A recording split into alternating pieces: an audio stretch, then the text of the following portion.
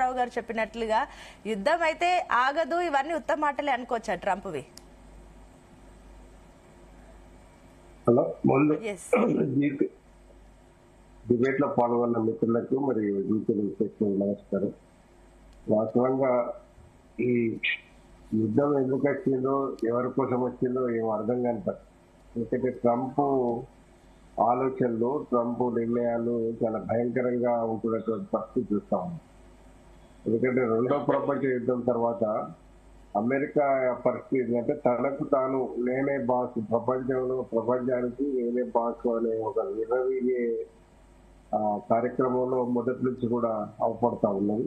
ఆ పద్ధతిలోనే ఇప్పుడు ఏంటంటే ఆయుధ బలము, ధన బలమే ఆయుధంగా ముందుకు పోతున్నటువంటి పరిస్థితి మనం చూస్తా ఉన్నాం. మొన్న జరిగినటువంటి దాదాపుగా 25 రోజుల కింద జరిగిన ఖమేనీ హత్య తర్వాత అమెరికా అధికారము ఏ రకంగా చెలాయిస్తున్నాయంటే దాదాపుగా 56 ఇస్లామిక్ దేశాలలో ఈ ఖమేనీ హత్యను ఒక 10 దేశాలు మాత్రమే ఖండించినటువంటి పరిస్థితి. అంటే మిగతా వాళ్ళు ఖండించడానికి కూడా కొంత ముందుకు రాలేదు.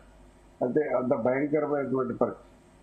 ఎందుకంటే ఇప్పుడు ప్రధానంగా ఇప్పుడు ఇజ్రాయెల్ను ఒక ఆట బొమ్మగా చేసి ఇరాన్ మీద దాడి చేస్తున్నటువంటి తీరు కొంత అది దానికి మనకు ప్రపంచ దేశాలు గమనిస్తా ఉన్నాయి. అది ఎందుకు దాడి చేస్తున్నారు, ఇప్పుడు ఈ విరామం ఎందుకు ఇచ్చారు ఏంటంటే ఇప్పుడు నసన్ సార్ చెప్పినట్టు కొంత ఎందుకంటే మన పాకిస్తాన్ మన విషయంలో నేనే మాట్లాడినా, నేనే ఫోన్ చేసినా అని చెప్పి సమాచారం చేసినటువంటి ట్రంప్ ఇది కూడా కొంత ఓన్ చేసుకోవడానికి ఒక ప్రయత్నం చేస్తున్నట్టు అవపడతా ఉంది. ఎందుకంటే ఇప్పుడు ఇరాన్ పూర్తిగా ఈ 5 రోజుల విరామాన్ని నమ్మితే మాత్రం ఇంకా పూర్తిగా ముగిపోయే ప్రమాదం కూడా ఉన్నదనేది మనకి స్పష్టంగా అవపడుతుంది. కాకపోతే మైల్డ్ గేమ్ లో భాగంగా కొంత ఇంకా దానికి కావాల్సినటువంటి ఆయుధాలు కావచ్చు, మనకు ఇబ్బంది కావచ్చు, ఇవన్నీ సమకూర్చుకోవడానికి కూడా ఒక విరామం తీసుకున్నాడేమో అని అనిపిస్తా ఉన్నది.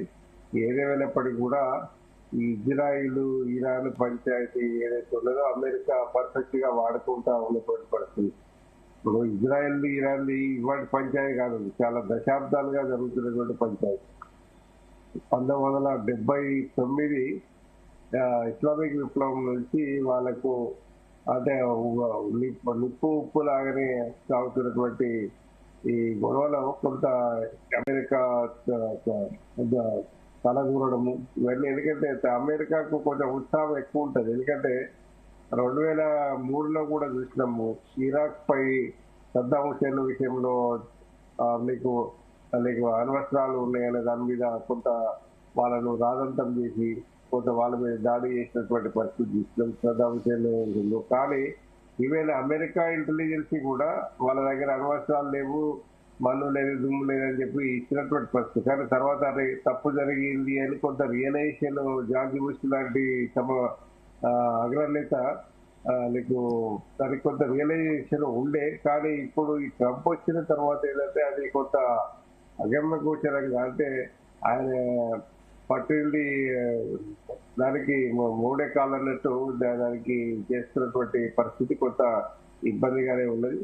ఏదేమైనప్పటికీ కూడా ఈ పంచాయతీ ఎంకిపెళ్లి శుద్ధ సాగుకొచ్చినట్టు మన దేశానికి కూడా కొంత అది గ్యాస్ నిల్వల విషయంలో కావచ్చు, చమురు విషయంలో కావచ్చు కొంత మనం ఇబ్బంది ఫేస్ చేస్తున్నటువంటి పరిస్థితి చూసినాం.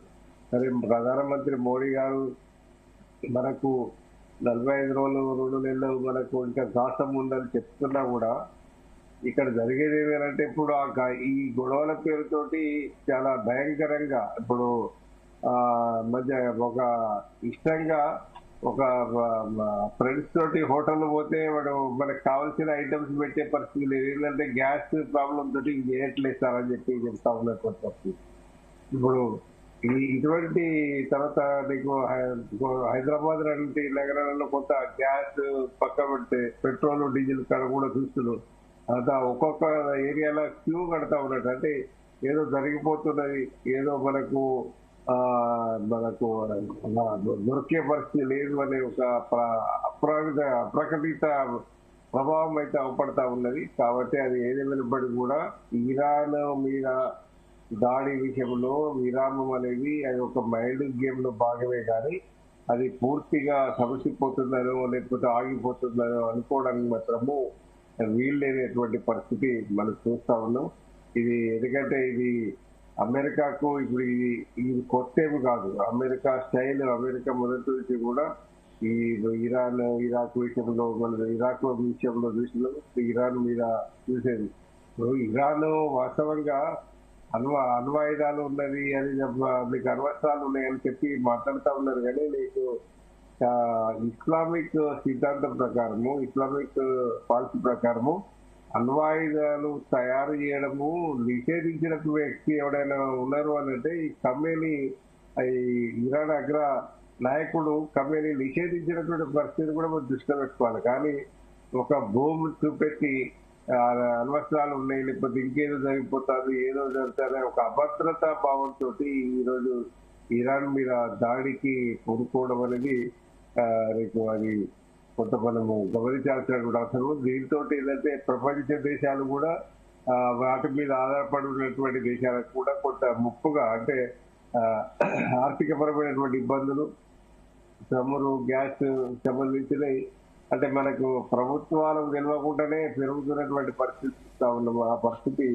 అవపడ్డది. ఏదేమైనప్పటికీ కూడా ఈ ట్రంప్ నిర్ణయము అది ఒకవేళ మైండ్ గేమ్ కాకుండా ఒక మానవతా దృక్పథంతో దానికి అంటే ఎందుకు వచ్చిన పంచాయతీ దాదాపు ఇప్పటికే 2-3 లక్షల కోట్లు అమెరికా నష్టపోయిందని చెప్తున్నారు. అంటే ఎవరి కొరకో ఏదో చేస్తే మనకు అవసరమా అనే దాని మీద ఏమైనా రిలేషన్ కనుక ఉండేది ఉంటే కొంత ఆగే అవకాశం అయితే ఉంది ప్రస్తుతానికి. ఓకే అండి. ఎస్ లింగం యాదవ్ గారు.